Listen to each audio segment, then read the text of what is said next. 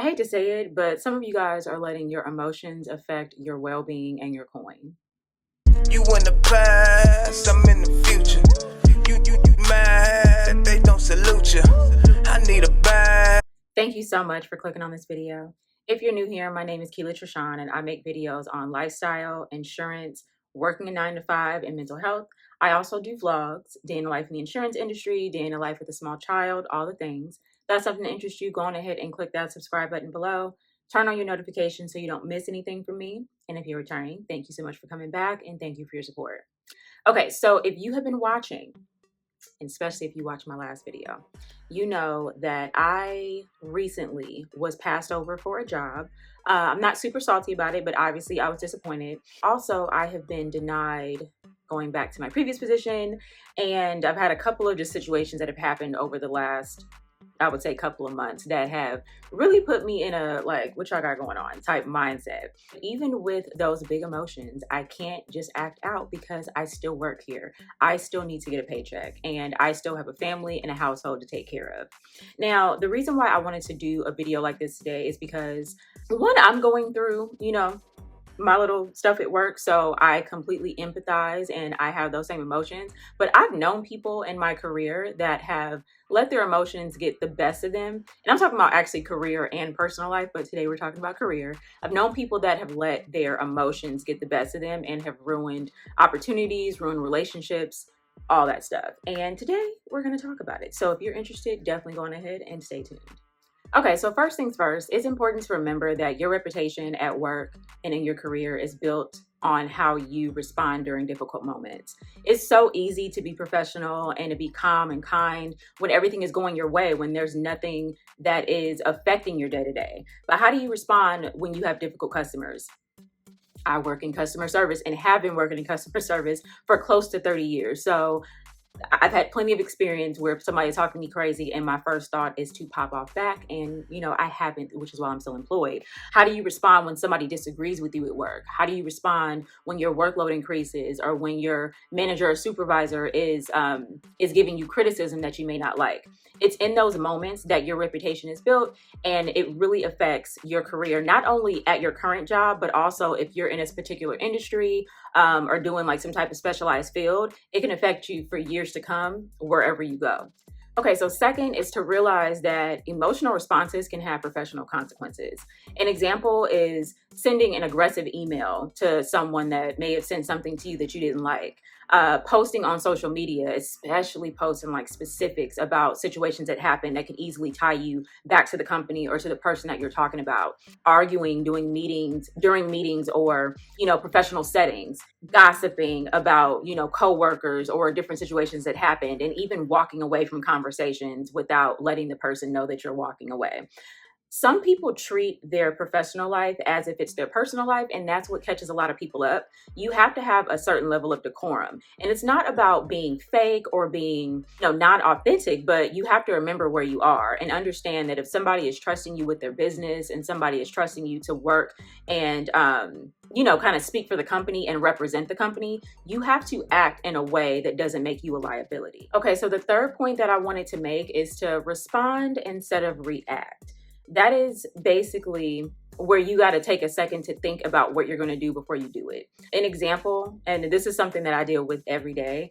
I can't tell you how many times, like I work in claims, so it just kind of is what it is, but I can't tell you how many times I've gotten an email that is aggressive from a customer or even a coworker. And sometimes in that moment, I want to respond back with, who the F you talking to? Or no need for all of that, just something catty and something that's not going to resolve anything, and something that if it gets in the wrong hands, it's going to make me look crazy. Sometimes people don't realize that just because somebody brings that energy to you does not mean that you need to react in a way where you're matching energy. Matching energy is something that, listen, whether you agree with it or not, do that in your personal life, don't do it at work. So some things that I like to do is pause before I respond and kind of ask myself, am I responding like to the actual facts, or am I responding out of emotion?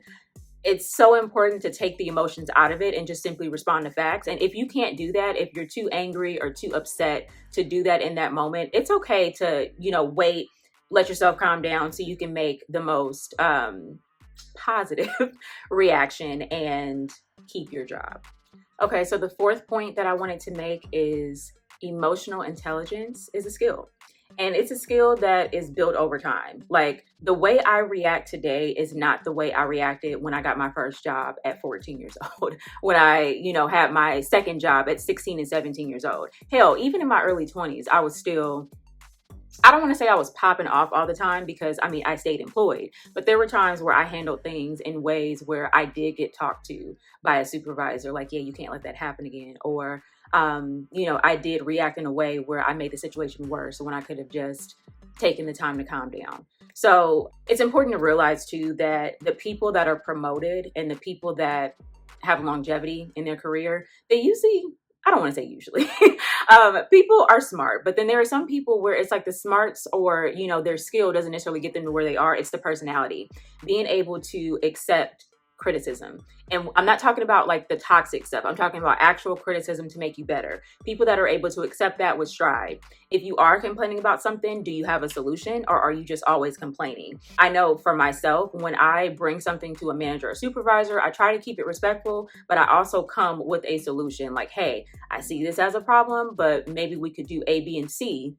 And that would help alleviate the problem, just based on my experience. Effectively communicating. Like you really got to watch your tone when you're talking to people. I know there's like a difference between like being direct. I'm not talking about that because sometimes I've known people to take direct communication as being mean and you have to kind of be able to decipher that, but that's for another video.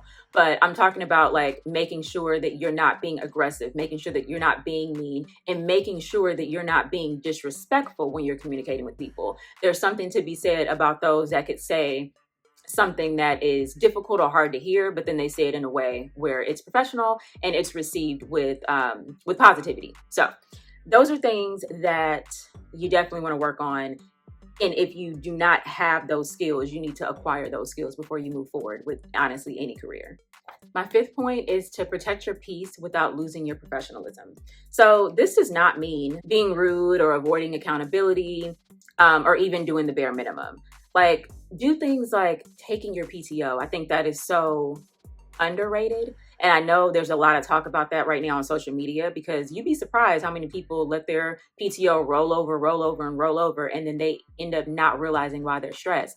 And that can sometimes create emotionally charged environments because you're just burned out. I used to be that type of person. And so now I make sure that by the end of the year, there's no more PTO on my calendar. Even if I'm not going anywhere, I'm taking the days off. That is a part of your benefits package. So make sure that you're using it. And that could also help with some of that negative energy that you could be harboring. Set healthy boundaries. Some of what we go through at work is because we don't set the proper boundaries. I do struggle with that from time to time. Like I struggle with being a team player, but also setting boundaries. But these days, I will say I'm much better about it. If I'm overwhelmed and they're trying to, stick me with something that is definitely going to send me over the edge, I let them know, hey, I am at capacity. I understand you want me to take care of this, but is there any way, like if you want me to take on this project, can I give away another project? Figure out a way to compromise in ways that you're still being a team player, but then you're also protecting your boundaries. If you work in a toxic work environment, not an environment that is holding you accountable, and I have another video that I want to do about that whole other thing. But if you truly work in a toxic work environment, try to make arrangements to get out of that environment whenever possible, because honestly, if you continue with that type of situation around you, you're gonna eventually explode, and nobody needs that. Be intentional about building a life outside of work. One thing that can disrupt your mental health, especially if you work a stressful job, is having your life tied to that job. Be sure that, on your weekends or even after work, have things that you like to do, have things that you like to look forward to. I know for me, I have a pretty simple but effective evening routine. So when I get off work, I am trying to be at the peak of relaxation before I hit the bed.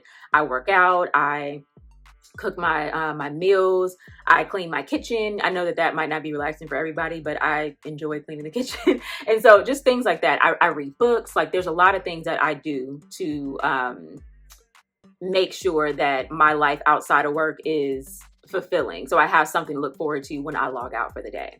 Lastly, seek support when you've done all the rest and you're still overwhelmed. I have a therapist, and I have a therapist at work actually. So I have an outlet to where I can kind of vent and discuss the different things that are going on. And if I need help with something, I'm able to talk to an unbiased person that will give me some tools to cope. Therapy's not for everybody. So, if you find that maybe you need to talk to your pastor, or, you have a friend that you can vent to that can give you some good advice, not like advice where they're getting you fired, but some actual good advice, and just kind of ways to cope with your situation, maybe do that. I like to go to professionals. That's just something that has helped me, especially since losing my brother. Dealing with that situation and dealing with work has taken a toll. So my therapist is there to kind of help me pick up those pieces and give me ways to cope with life at work, and then also just whatever's going on outside of work. So if you need that assistance, a lot of times jobs have company sponsored therapy, but you can also check with your primary care provider and see what they have to offer and what your insurance covers. All right, you guys, so that's all I have for you today. This video was very important for me to make because I found myself in the last couple of months about to say some things that could have potentially put me in a bad situation. Not necessarily gotten me fired, because I'm too old to be making those kind of mistakes, but definitely would probably put me in a situation to where management started looking at me funny. And I didn't want that. I think that there is a fine line between, you expressing yourself in a healthy and positive way and you expressing yourself in an emotionally charged way. And if you even feel the inkling that you might say something that you can't take back, it's so important to just kind of maybe table it, walk away, think about, how you want to respond and how you want to deal with it, come with a solution, something that won't get you blackballed.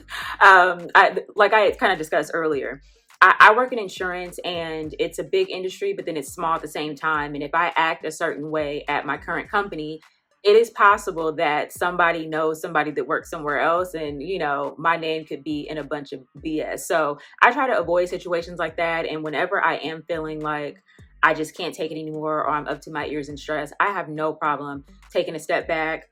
I still get my work done, but I may utilize my breaks for sure. Like if I wasn't planning on taking a break for another hour or two, maybe I'll go on ahead and just take that break right now. Sometimes I'll go outside and just take a walk, or even go downstairs to my treadmill and take a walk. I'll go wipe the counters. I'll do something to just kind of take care of my nervous system, calm down, and then help me come up with a way to address whatever it is. The biggest thing is, like, I just want, especially like my folks that are new to the workforce and still trying to like build on these skills, there are ways to set your boundaries and to get across what you want to convey without tainting your name and destroying your professional reputation. So if this video helped you, definitely go on ahead and give me a thumbs up. Make sure that you are subscribed if you haven't subscribed already. Leave me a comment if you have any questions, or even if you have a situation that you're dealing with that you need some help on, or that you just kind of want to like bounce off to somebody who is not involved.